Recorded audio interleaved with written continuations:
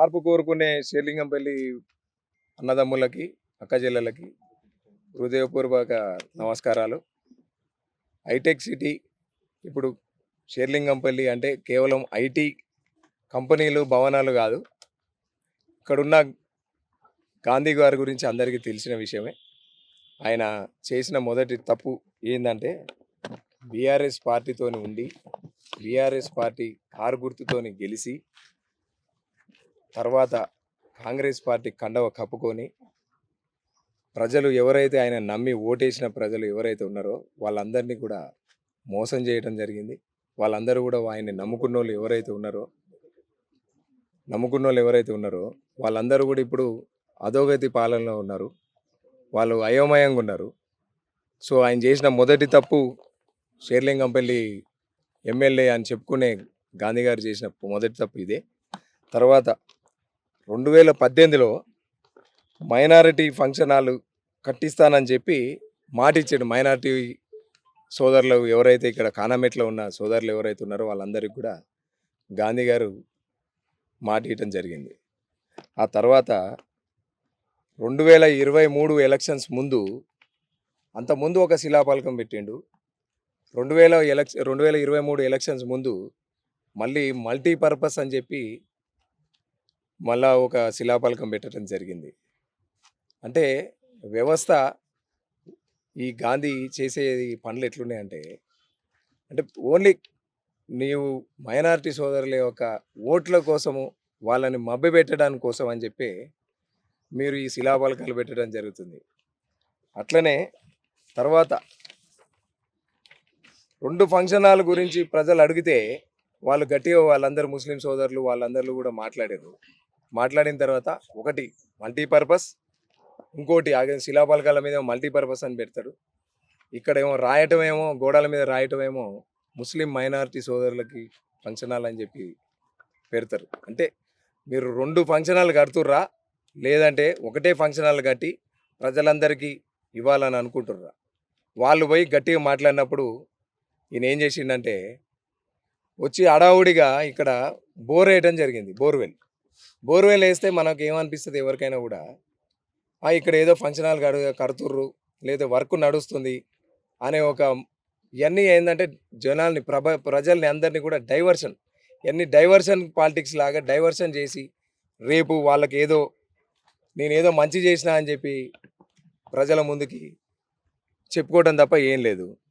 ఇదివరకు మాదాపూర్ సున్నం చెరువులో కూడా ఒక హైడ్రా వాళ్ళు చేసిన మోసాలు అందరికీ తెలిసిన విషయమే. హైడ్రా అప్పుడు కూడా వచ్చి ఆయన తలుచుకుంటే ఇక్కడున్న షేర్లింగంపల్లి నియోజకవర్గ ఎమ్మెల్యే అని చెప్పుకుంటాడు. ఆయన చెప్పుకున్నప్పుడు ఆయన వచ్చి ప్రజలకు ఏమన్నా 82 ప్లాట్లు సొంతంగా వాళ్ళ కష్టాజీతంతో వాళ్ళు కొనుక్కున్నారు కాబట్టి వాళ్ళందరూ కూడా అక్కడ బుల్డోజర్ల కిందకి ఆడికి పండుకొని మమ్మల్ని చంపండి, మా మీదకి వెళ్ళి తీసుకుపోడ్రి అని అనటం జరిగింది. ఒకవేళ ఎమ్మెల్యే గారు ఏదో అభివృద్ధి చేద్దామని చెప్పి కాంగ్రెస్ పార్టీలో జాయిన్ అయితే హైడ్రా ఎందుకు ఆపలేదండి? హైడ్రా ఆపచ్చు కదా. హైడ్రా వల్ల నువ్వు ఎమ్మెల్యేవే కదా. ఎమ్మెల్యే ఉన్నప్పుడు హైడ్రాని ఆపాలి కదా. తర్వాత ప్రజలు నా దగ్గరకు వస్తే నేను కేటీఆర్ గారి దగ్గరికి, రామన్న దగ్గరికి నేను తీసుకెళ్తే రామన్న వాళ్ళకు మాట ఇవ్వడం జరిగింది. మాట ఇచ్చినప్పుడు మీరేం భయపడద్దు, నేనున్నా, బీఆర్ఎస్ పార్టీ మీతో పాటు ఉంది. సో కేటీఆర్ గారు వాళ్ళకి మాట ఇవ్వడం జరిగింది. వాళ్ళు కూడా ఇప్పుడు ఆ మాట మీదనే నిలబడి వాళ్ళు ఎక్కడికి కూడా పోట్లేరు. ఈయన వచ్చి అడావుడి చేసిపోయిండు ఎవరు గాంధీ. తర్వాత వాళ్ళందరూ కూడా శోభకి గురయ్యి మాకు ఇట్లా న్యాయం జరుగుతలేదని చెప్పి కేటీఆర్ గారిని కలవడం జరిగింది. కేటీఆర్ గారు స్వయంగా సున్నం చెరువుకి వచ్చి వాళ్ళందరూ బాధలను విన్న తర్వాత కూడా వాళ్ళకు మాట ఇచ్చారు కేటీఆర్ గారు. తర్వాత షేర్లింగంపల్లి అంటే ఐటీ హబ్స్, ఫ్లైఓవర్లు గత ప్రభుత్వం ఉన్నప్పుడు, బీఆర్ఎస్ ప్రభుత్వం ఉన్నప్పుడు ఐటీ మినిస్టర్గా కేటీఆర్ అన్న గారు ఉన్నారు. తర్వాత మున్సిపల్ శాఖ మంత్రిగా కేటీఆర్ అన్న గారు ఉన్నారు. ఆయన ఉన్నారు కాబట్టి డెవలప్మెంట్ అని జరిగినాయి. సరే, అదంతా పోయి ఈ అభివృద్ధి కోసమే నేను కాంగ్రెస్ పార్టీలో జాయిన్ అయినా అని చెప్పి చెప్పుకునే షేర్లింగంపల్లి నియోజకవర్గ ఎమ్మెల్యే మన గాంధీ గారు మరి ఇప్పుడు షేర్లింగంపల్లి నియోజకవర్గంలో కొన్ని రెసిడెన్సీ ఏరియాస్ ఉంటాయి. ఆ రెసిడెన్సీ ఏరియాల పరిస్థితి ఏందనేది ఎవరికి అర్థం కావట్లేదు. అంటే అందులో డ్రైనేజీలు లీక్ ఉంటాయి, రోడ్లు బాగోవు, ఏదైనా కూడా ప్రజలకు ఇబ్బందికి గురయ్యేటోళ్ళు ఉన్నారు. సో దాన్ని కూడా తక్షణమే ఎమ్మెల్యే దృష్టికి మేము తీసుకెళ్లాలని చెప్పి ఈ మీడియా సందర్భంగా మీ అందరికి కూడా తెలియజేయడం జరిగింది. అండ్ ఇంకోటి, ఈ కాంగ్రెస్ పార్టీలో ఉన్నా అని చెప్పి చెప్తాడు, బీఆర్ఎస్ పార్టీలు ఉన్నా అని చెప్పి చెప్తాడు. మళ్ళీ తర్వాతనేమో 2 ఏళ్ల నుంచి ఆయన చేసింది ఏముంది? ఏమీ లేదు. మోసపూర్వకంగా మాటలు చెప్పుకోవటాలు. ఎవరన్నా పొరపాటున బీఆర్ఎస్ తరపున ఎవరైనా గట్టిగా మాట్లాడితే వాళ్ళ మీదికి ఏదో చెప్పటం. నేను కూడా 2-3 అప్లికేషన్లు షేర్లింగంపల్లి జిహెచ్ఎంసీ కమిషనర్ గారికి ఇవ్వడం జరిగింది కొన్ని ఇష్యూస్ వల్ల. వాళ్ళు ఇంతవరకు కూడా వాళ్ళు స్పందించలేదు. అండ్ బీఆర్ఎస్ పార్టీ తరపు నుంచి మేము 4-5 పిటిషన్లు ఇవ్వడం జరిగింది. పోలీసు వాళ్ళు అయినా కానీ, షేర్లింగంపల్లి జిహెచ్ఎంసీ ఆఫీసర్స్ అయినా కానీ ఓన్లీ గాంధీ ఏం చెప్తే అదే మాటలు వింటారు. అంటే ప్రజాస్వామ్యంలో మనం లేము అనిపిస్తుంది ఈ కాంగ్రెస్ ప్రభుత్వంలో. సో ఈ మైనారిటీకి చెందిన ఫంక్షన్ హాలా, మల్టీపర్పస్ ఫంక్షన్ హాలా అనేది మీరే నిర్ణయించుకొని తక్షణమే దీన్ని మీరు కట్టాలని చెప్పి బీఆర్ఎస్ పార్టీ తరపు నుంచి మేము డిమాండ్ చేయడం జరుగుతుంది. నమస్కారం. ఈరోజు షేర్లింగంపల్లిలో అభివృద్ధి ధ్యేయంగా నేను బీఆర్ఎస్ పార్టీ నుంచి కాంగ్రెస్ పార్టీలో పోయినా అని చెప్పి ఎమ్మెల్యే ఈరోజు ప్రతి ఒక్క డివిజన్లో ఇట్లాంటి హాలతే ఉంది. శిలాఫలకాలు వేయడము, పన్నులు మర్చిపోవడము, మళ్ళీ ఆ పాత శిలాఫలకాలు తీసేసి కొత్త వేయడము. ఇక్కడ ఫర్ ఎగ్జాంపుల్ ఈరోజు కార్తీక్ ఆధ్వర్యంలో మాదాపూర్ డివిజన్లో ఈ యొక్క మైనారిటీ ఫంక్షన్ హాల్ గురించి మీకు కొన్ని విషయాలు చెప్పాలి.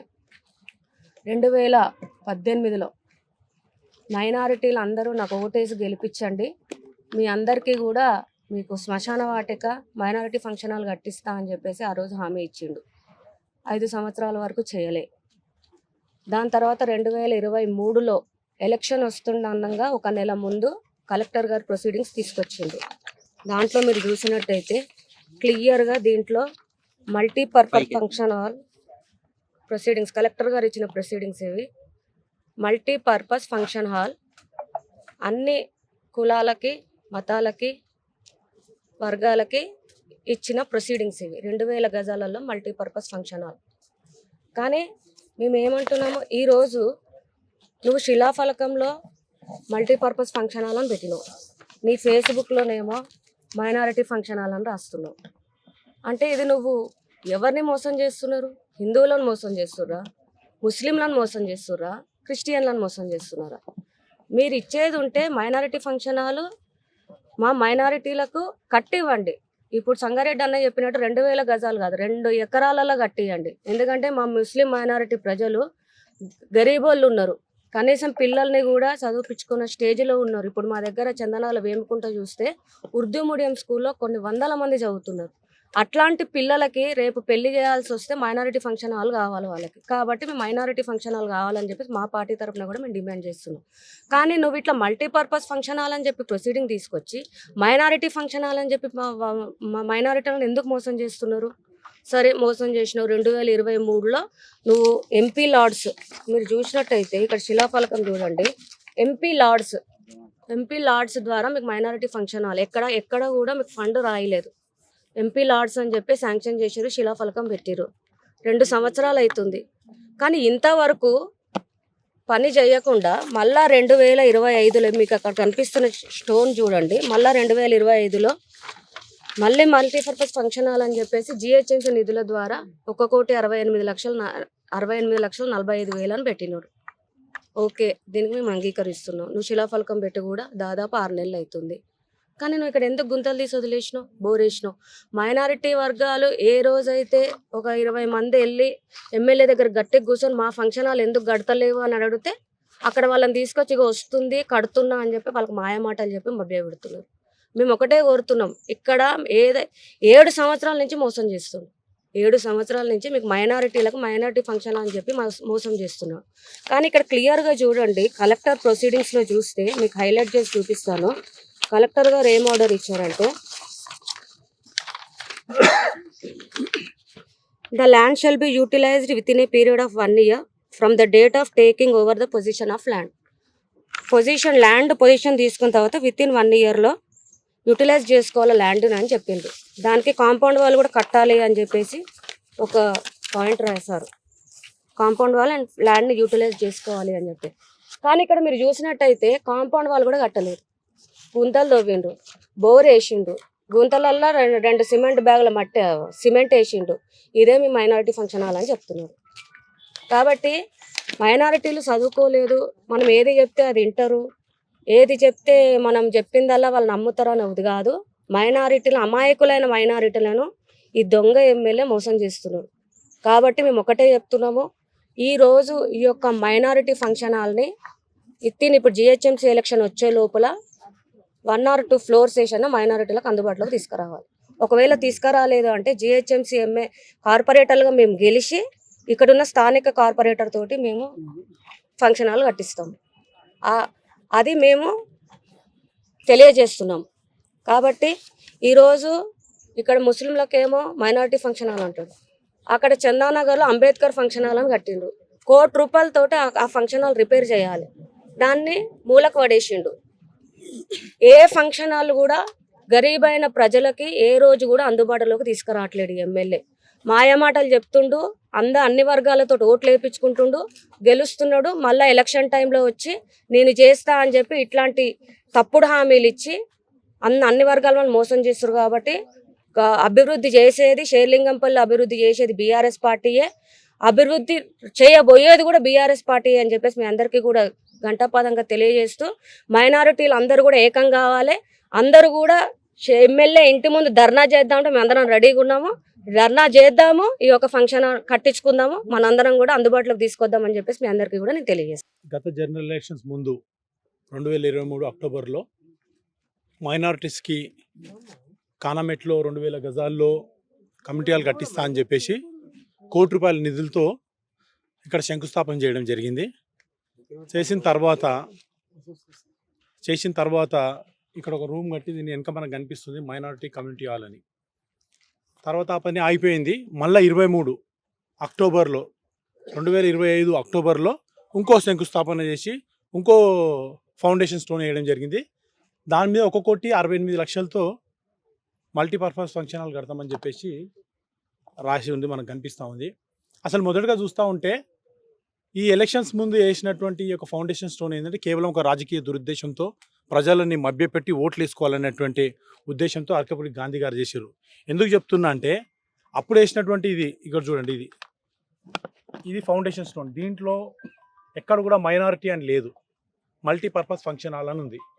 కానీ తాను స్వయంగా తన ఫేస్బుక్లో ముస్లిం మైనారిటీల కొరకు కమ్యూనిటీ హాల్ కట్టిస్తున్నా అని చెప్పేసి ప్రచారం చేసుకొని 2 ఏళ్ళు గడుస్తున్నా కానీ నిర్మాణం జరగలేదు. ఇప్పుడు ఏమంటా ఉన్నాడంటే ఇది మళ్ళీ కొత్త ఫౌండేషన్ స్టోన్ వేసి మళ్ళీ మల్టీపర్పస్ ఫంక్షన్ హాల్ అంటారు, దాని మీద ఎక్కడ కూడా మైనారిటీల కోసం నిర్మిస్తున్నట్టు లేదు. అయితే నేను అరకపూడి గాంధీని అడుగుతా ఉన్నా, మరి ₹1 నిధులతో 23లో వేసినటువంటి శిలాపలకం మీద వేసినావో ఆ నిధులు ఏమైనాయి, అవి ఎక్కడికి మళ్ళినాయి? మళ్ళీ రెండోసారి ఇదే పనికి ₹1,68,00,000 నిధులు కేటాయించాల్సిన అవసరం ఏమొచ్చింది? అంటే ఆ నిధులు ఏమని వేరే దానికి డైవర్ట్ చేసిర్రా మీరు?